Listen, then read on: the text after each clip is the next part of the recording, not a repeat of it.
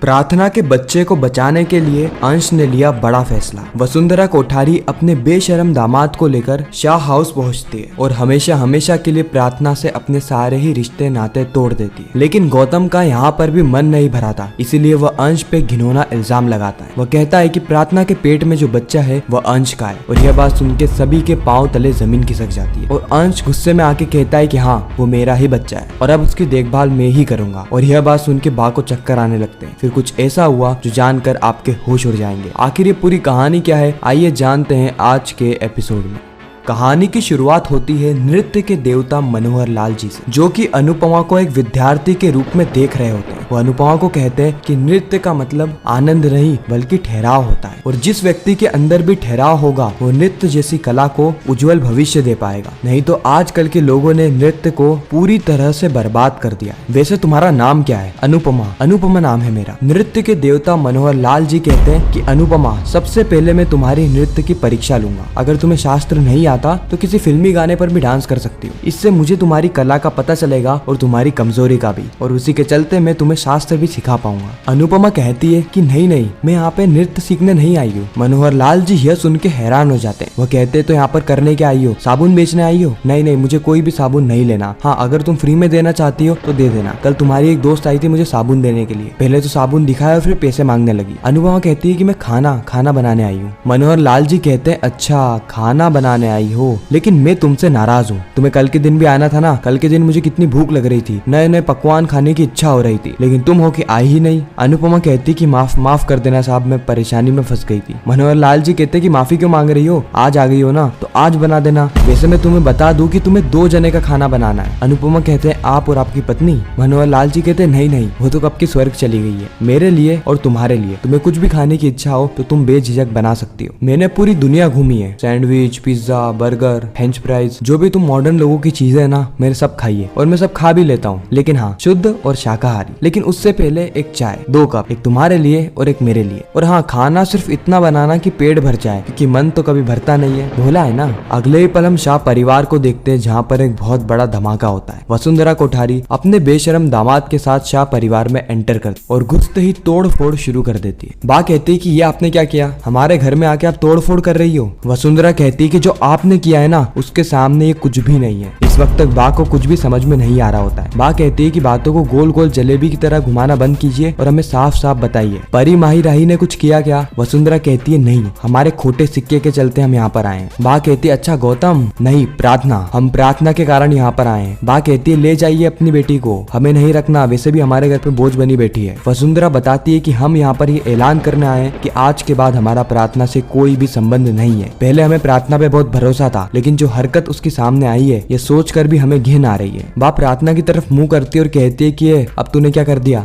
लेकिन प्रार्थना अभी तक अपना मुंह नहीं खोलती है। उसी वक्त गौतम आगे आके कहता है कि प्रार्थना, मुझे तुमसे ऐसी उम्मीद नहीं थी। ये अंश, ये तो है 1 नंबर का घटिया इंसान, लेकिन तुम तो अच्छी इंसान थी ना। अंश कहता है कि तू क्या पागल है क्या, जो कुछ भी बकवास किए जा रहा है, जो कहना है सीधे कहे। गौतम कहता है कि मुझे तो सिर्फ इतना कहना था कि प्रार्थना के पेट में अंश का बच्चा है, प्रेग्नेंट है प्रार्थना, प्रेग्नेंट। और यह बात सुन के सभी लोगों के पांव तले जमीन खिसक जाती है। अंश को इतना गुस्सा आता है कि अंश गौतम की कॉलर पकड़ते हुए कहता है कि तेरी हिम्मत कैसे हुई इतनी चीप बातें करते हुए, तुझे तो मैं छोड़ूंगा नहीं। उसी वक्त वसुंधरा कोठारी अंश को धक्का देती है और जोर से चाटा मारती है। कहती है कि बेशर्मी की भी हद होती है अंश। खैर, हम दूसरों को क्या ही कहें जब हमारा सिक्का ही खोटा है। हम बस यहाँ पे ये कहने आए थे कि प्रार्थना से हमारा अब से कोई भी संबंध नहीं है। इतना कह के वसुंधरा वहाँ से चली जाती है। गौतम अंश और प्रार्थना को कहता है कि बहुत बड़ी गलती कर दी तुम दोनों ने, अब देखना मैं तुम्हारा क्या हाल करता हूँ, छोड़ूंगा नहीं तुम्हें, बर्बाद कर दूंगा, कहीं पर भी मुंह दिखाने लायक नहीं छोड़ूंगा। अगले ही पल हम अनुपमा को देखते हैं, जो कि मनोहर लाल जी के लिए चाय लाती है। मनोहर लाल जी दिल के इतने साफ थे कि वो कप से तो खुद चाय पीते हैं, साथ ही प्लेट में अनुपमा को देते हैं। अनुपमा मन ही मन में कहते हैं कि ऐसा नेक दिल इंसान करोड़ों में एक होता है। अच्छा हुआ मैं भारती की बात मानकर यहाँ पर काम करने चली आई। इनके साथ रहकर मुझे बहुत कुछ सीखने को मिलेगा। बस मुझे नृत्य नहीं सीखना है, मुझे अपने आप को अतीत में नहीं ले जाना है। मनोहर लाल जी चाय पीकर कहते हैं कि वाह क्या चाय बनाई है, तुम्हारे हाथ में तो जादू है, जादू, मजा आ गया। फिर अनुपमा मनोहर लाल जी के लिए खाना लेकर आती है, लेकिन खाने से पहले अनुपमा कहती है कि आपकी कोई दवाई तो नहीं है। मनोहर लाल जी झूठ बोलने लगते हैं और अनुपमा इस झूठ को पकड़ लेती है, क्योंकि अनुपमा के बापूजी भी ऐसे ही झूठ बोला करते थे दवाई के नाम पे। अनुपमा कहती है कि मुझे पता है कि आप अपने दवाई का पर्चा भूल गए, इसलिए आप दवाई लेकर नहीं आए। मनोहर लाल जी कहते हैं कि मेरा नृत्य ही मेरी दवाई है, नृत्य है तो सब कुछ है। साथ ही वो बात घुमाते हुए अनुपमा से ये पूछते हैं कि क्या तुमने कभी नृत्य किया है। और यह बात सुन के ही अनुपमा को उसका अतीत याद आने लगता है कि किस तरीके से कुछ लोगों ने उसे छेड़ा था और उसे बदतमीजी करके डांस करवाया था। यह बात अभी भी अनुपमा के दिमाग में घूम रही है और यही चीज अनुपमा को पीड़ा भी देती है। मनोहर लाल जी कहते हैं कि सबको नृत्य करना चाहिए, क्योंकि नृत्य शरीर और मन दोनों के लिए ही बहुत अच्छा है। हमारे लिए तो नृत्य ही भगवान है, नृत्य ही साधना है, उसके बिना हमारा जीवन कुछ भी नहीं। फिर मनोहर लाल जी खाना खाने लगते हैं और खाने को टेस्ट करते ही वो अनुपमा की तारीफ में कहते हैं कि वाह वाह वाह, क्या बात है, क्या खाना बनाया है, मजा आ गया। लगता है भगवान ने तुम्हें मेरे जैसे बुजुर्ग की मदद करने के लिए ही भेजा है। धन्यवाद धन्यवाद धन्यवाद। ईश्वरम शाह परिवार में देखते हैं कि वसुंधरा कोठारी के जाने के बाद बात सबसे पहले तो गेट लगाती है और उसके बाद अंश के पास आके कहती है कि ये क्या कर दिया तूने,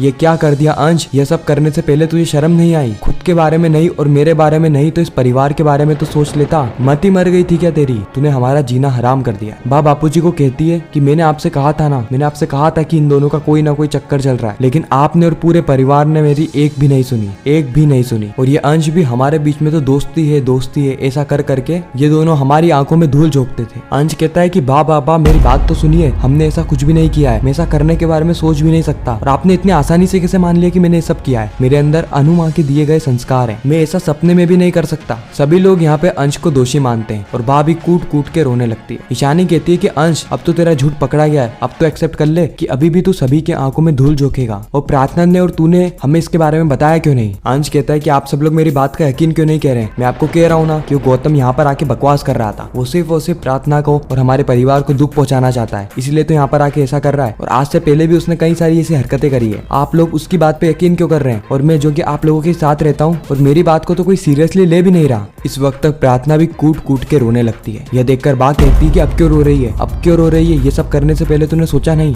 एक तो उल्टा सीधा काम करो और उसके बाद अपने आंसू बहाओ, लेकिन देख इस घर में तेरे को कोई भी सहानुभूति नहीं मिलेगी। अंश अपने पूरे परिवार को समझा समझा के थक गया होता है, लेकिन कोई भी अंश की बात नहीं सुन रहा था, कोई भी अंश की बात पे यकीन नहीं कर रहा था। और इस वक्त तक तो किंजल भी चुप थी, हालांकि किंजल को पूरा सच पता है, लेकिन फिर भी वो प्रार्थना के लिए और अंश के लिए चुप थी। बा कहती कि इस घर में सभी लोग इसको अबला नारी समझ रहे थे ना, देखो देखो इस अबला नारी ने क्या गुल खिलाए, पूरे परिवार को ही बर्बाद कर दिया। अगले ही पल हम अनुपमा को देखते हैं जो कि अपना सारा काम निपटा के पंडित मनोहर लाल जी के घर से जा रही होती है। उसी वक्त पंडित जी उसे रोकते हैं और कहते हैं कि रुको रुको, मैं तुम्हें कुछ देना चाहता हूँ। उसके बाद पंडित जी एक नृत्य कला की आभूषण लेकर आते हैं और वो अनुपमा को दे रहे होते हैं। वो कहते हैं कि यह चीज मैं हर किसी को नहीं देता, तुम बहुत भाग्यशाली हो कि तुम्हें यह चीज मिल रही है, इसीलिए इसको लेने से मना मत करना। अनुपमा इस चीज का मूल्य जानती है, लेकिन वो हाथ जोड़ के मना कर देती है कि नहीं चाहिए, मुझे कुछ भी नहीं चाहिए। पंडित मनोहर जी कहते हैं कि सभी लोग तो इसको पाने के लिए तरसते हैं और तुम इसको अस्वीकार कर रही हो, और अनुपमा को जबरदस्ती वह तोहफा लेना ही पड़ता है। अगले ही पल हम देखते हैं कि प्रार्थना इन सारी चीजों से बहुत ज्यादा परेशान हो जाती है और चिल्लाते हुए कहती है कि मेरे पेट में अंश का नहीं बल्कि गौतम का बच्चा है। यह बात सुन के बा को थोड़ी राहत मिलती है और बा कहती है कि यह बात तूने तेरी मोटी बा के सामने क्यों नहीं कही? अब मैं तेरे को इस घर में और बर्दाश्त नहीं कर सकती। इसीलिए बा प्रार्थना का हाथ पकड़ते और उसे खींचते हुए बाहर ले जाती है, लेकिन अंश बा को रोक देता है। अंश कहता है कि बा आप ऐसा नहीं कर सकते, जब तक मैं इस घर में हूँ प्रार्थना को इस घर से कोई नहीं निकालेगा, प्रार्थना इस घर में ही रहेगी और यह डिसीजन फाइनल है। और इसी के साथ ही खूबसूरत एपिसोड यहीं पर ही खत्म हो जाता है, इस सस्पेंस और ट्विस्ट के साथ कि आखिर आगे होने क्या वाला है, आखिर किस तरीके से प्रार्थना अपने बच्चे को गौतम से बचाएगी, यह हमें जानने को मिलेगा आने वाले एपिसोड में। आगे आपको यह रिकैप कैसा लगा कमेंट सेक्शन में जरूर बताना। अगर आपको वीडियो अच्छी लगी तो वीडियो को लाइक करके चैनल को सब्सक्राइब करके ज्यादा से ज्यादा लोगों को ये वीडियो शेयर करना ताकि हमारी फिर से मुलाकात हो।